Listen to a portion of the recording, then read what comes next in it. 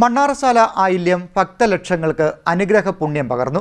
നാടിന്റെ നാനാഭാഗത്തു നിന്നും രാവിലെ മുതൽ തന്നെ ഭക്തജന പ്രവാഹമായിരുന്നു. നാഗദൈവങ്ങളുടെ അനുഗ്രഹപുണ്യം തേടി ഭക്തലക്ഷങ്ങൾ മണ്ണാർശാലയിലെ ആയില്യത്തിൽ പങ്കാളികളായി. നാടിന്റെ നാനാഭാഗത്തു നിന്നും ആബാലവൃദ്ധം ജനങ്ങൾ മണ്ണാർശാല ക്ഷേത്രത്തിലേക്ക് എത്തി. പുലർച്ചെ 4-ന് നട തുറന്നപ്പോൾ തന്നെ വൻ തിരക്ക് അനുഭവപ്പെട്ടു.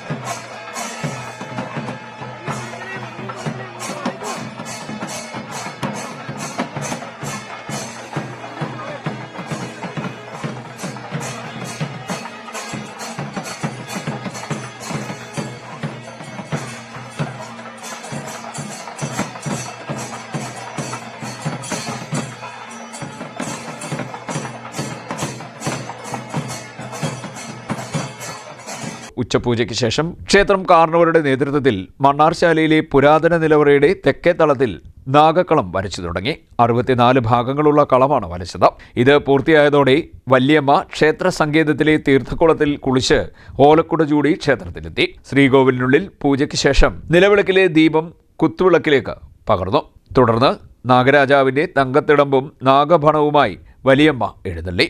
ഇളയമ്മ സർപ്പയക്ഷിയുടെയും ഇല്ലത്തെ കാർണവന്മാർ നാഗചാമുണ്ടി, നാഗയക്ഷി എന്നിവയുടെ തിടമ്പുകളുമായി അനുഗമിക്കുകയും ചെയ്തു. ക്ഷേത്രം ചുറ്റി വടക്കേ നടയിൽ എഴുന്നള്ളത്ത് എത്തി. ഇവിടെ പുള്ളുവർ സംഘം പാട്ടുകൾ ആലപിച്ചു. നിലവറ തളത്തിൽ നേരത്തെ തയ്യാറാക്കി വെച്ചിരുന്ന നാഗക്കളത്തിൽ എഴുന്നള്ളത്ത് ബിംബങ്ങൾ സമർപ്പിച്ച് വലിയമ്മ ആയില്യം പൂജ നടത്തി. വൈകുന്നേരത്തോടെ പൂജ ആരംഭിച്ചു.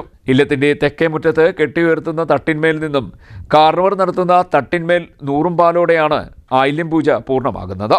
ആയില്യ ദിവസം വൻ സുരക്ഷാ സംവിധാനങ്ങളാണ് ക്ഷേത്രത്തിൽ ഒരുക്കിയിരുന്നത്. കായംകുളം ഡിവൈഎസ്പിയുടെ നേതൃത്വത്തിൽ 6 CIമാർ, 18 SIമാർ, 200 പോലീസ് ഉദ്യോഗസ്ഥർ എന്നിവരെ വിന്യസിച്ചാണ് സുരക്ഷാ ക്രമീകരണങ്ങൾ ഏർപ്പെടുത്തിയത്.